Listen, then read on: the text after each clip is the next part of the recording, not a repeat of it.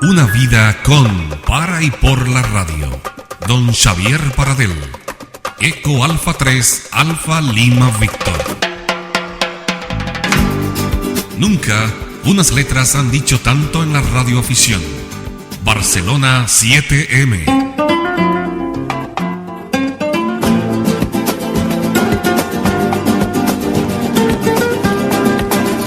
Desde la ciudad de Miami, el programa sobre medios de comunicación, Frecuencia al Día, y su conductor Dino Bloise se unen a este reconocimiento a una trayectoria ejemplar de más de 70 años.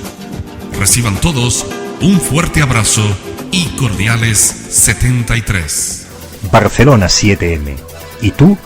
¿Te enrolas con nosotros? barcelona7m.com.es. Contigo lo haremos realidad. Barcelona 7M.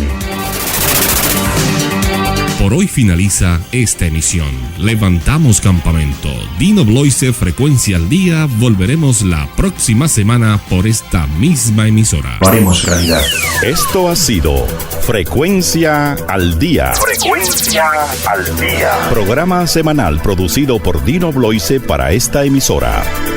Frecuencia al Día es un espacio informativo sobre temas del mundo de los medios de comunicación y la escucha de emisoras de onda corta. Frecuencia al Día. Frecuencia al Día. Barcelona 7M.